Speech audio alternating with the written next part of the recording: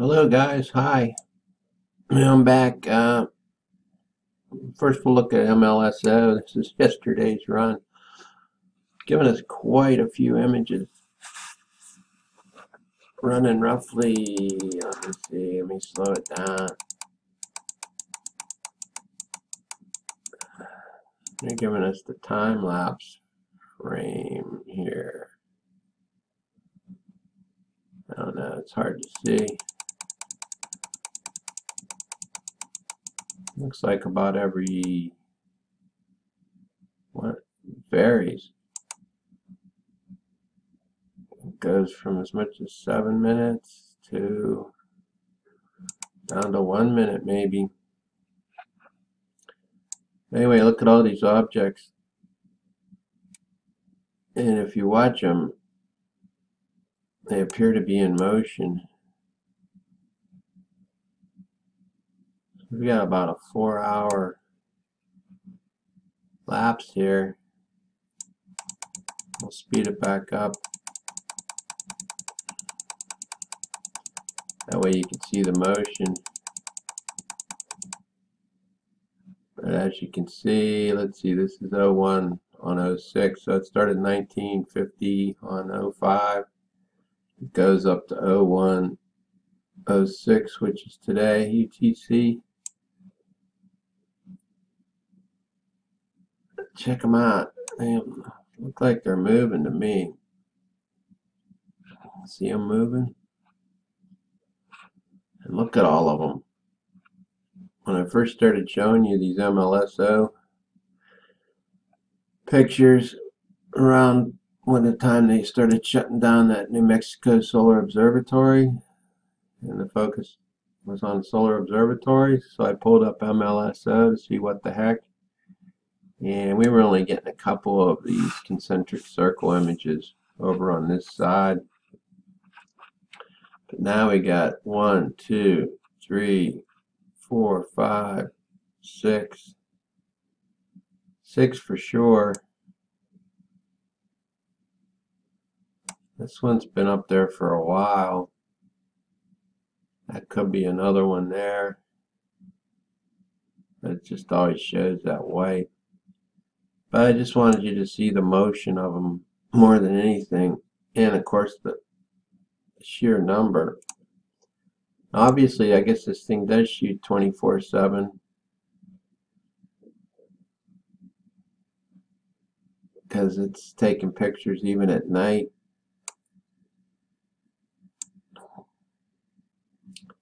Or well, maybe not.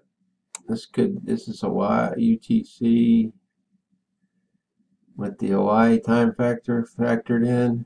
This could still be a daylight type of shot.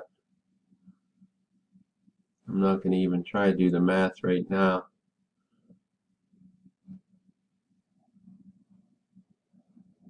And I think these are magnetic signatures. Got the concentric circles. This thing shoots in some type of a gamma magnetic white light format. I mean, look at them all. Definitely got more stuff up there. As far as reason why I made the video more than anything is that the well, you can see the density levels real high out here. This is on the geospace. This is the same data we're getting from ISWA, from the satellites that are orbiting around here at the 22,236 mile mark. It goes 13, 14, and 15 presumably. Probably some other ones too. Those are the ones that are feeding us all this data. Solar wind speeds, that's all being recorded within here. I looked at this run at the solar wind speeds are no higher than 600 something, which is still awfully high. I mean, compared to what's showing on ACE and Discover real time. Here's the solar wind speed, kilometers per second. You can see it's never went above 450. It's actually dropping. The density's dropping. Look how low the density is. Normal solar wind density is between 4 and 6 atoms per cubic centimeter.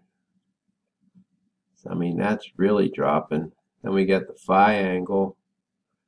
As I showed you in the last video, predominantly it's a connection between the sun and the earth. That's what's showing. And being that they jumped to 0 to 40, so instead of 0 to 360, we got 40 to 400. So 40 is the new 0, which would indicate an earth to sun connection. And at 180, or the new 180 is 220, would indicate a sun to earth connection. Being that we have that big planet that passed ACE on October 16th, been headed toward Earth ever since, I think that's what's solidifying these connections. Here's the ACE satellite up there, in the same area as the Discover, and you can see the phi angle ever since, which I showed you on the last vid, around December 1st, around midday or a little bit sooner, UTC, the connection's been predominantly a Earth to Sun or Sun to Earth connection, which I think definitely means that big planet's in play. So let's get back to here. So I showed you the density is really dropping, but look at all these density waves we're getting. And I postulate that those are coming from, they're being slung at us by the magnetic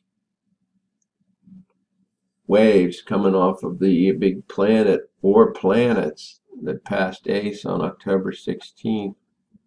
Well, we got for sure one big planet, and there was 2 other objects. And I speculated they were the moons of the big planet. But as you can see on MLSO, there's sure heck more than one planet out there, and they're getting closer because they're showing up. Either that or they're getting more bunched in closer toward the Earth. But either way, be that as it may, we have, and I say these got to be indicated indicative of a magnetic signature of these concentric circles. I mean, what else could it be? And you could actually see them on yesterday's run. Now this is yesterday's run, which I really noticed it. See all those gradient lines?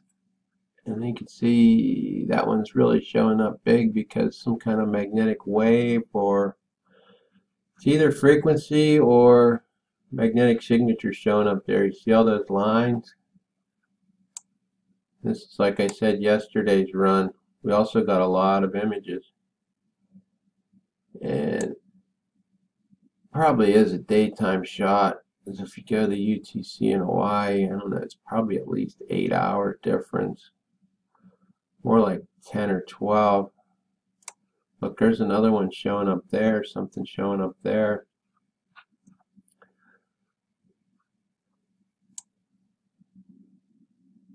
And look at these waves of energy or magnetic energy, electron volts, I don't know what.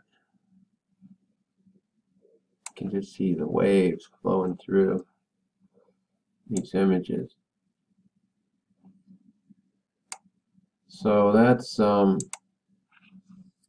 last 2 days on MLSO, and the links will be in the description box for MLSO.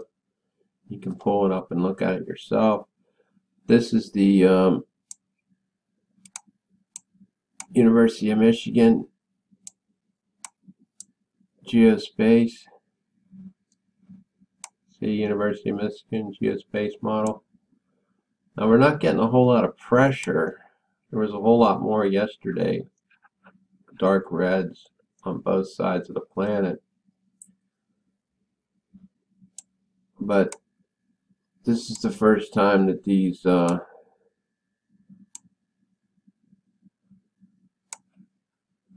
this bow shock's starting to extend back out toward 19 again. It has been like hovering around 15 Earth radii. Normal is 10. So we're getting some more, the Earth's reacting more to the planet or planets in front. And it's trying to repel whatever's coming from them right now, more so than Nemesis. You can see the density. Look how thick it is. And this indicates, the darker colors indicate more density, and you can see the waves of density coming through. And look how they're kind of short. They're not, some of them don't completely fill the whole screen from top to bottom. So that's another indicator that I think they're coming from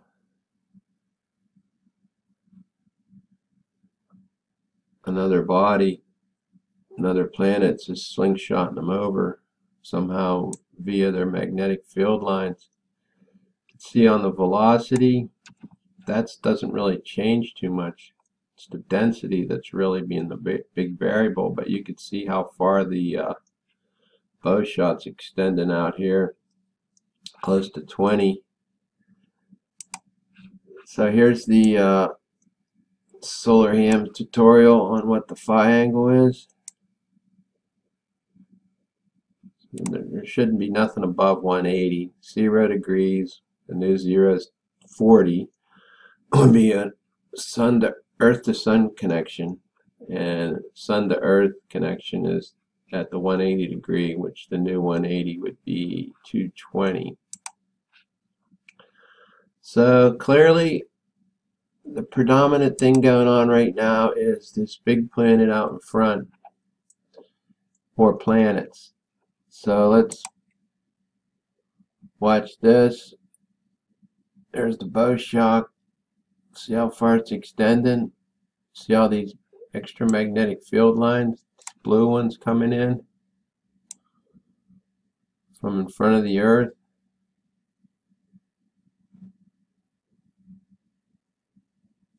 Everything's tilted. That's tilted that way, like I showed you a couple of vids back. So there's something over here the Earth's reacting to, and then you can see this shoulder, bottom shoulder, pressing out this way more with the polar cap field lines to ward off something over on that, in that direction. So I'll just pull it through from the very beginning. Now you can see when the polar cap field lines get closed, they turn red. They loop back against the Earth, they turn red, and then it expels all this blue plasma energy coming at the planet from behind. So it's like a squeeze play, like I mentioned before. Nemesis is behind us, and we got at least one or more planets in front of us, and Earth's in the middle. Right now it's fairly steady interplanetary magnetic field wise. As you can see, steady connection between sun and the Earth, or Earth and the sun, through that big planet. I'm sure that big planet's in play. So there, so you can see the density's real low. Let's get back to here because I'm running out of time.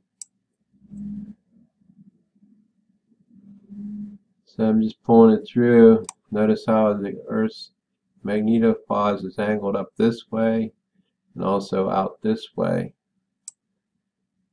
trying to ward off two pretty strong influences. And the blue field lines got to be coming from another planet out in front.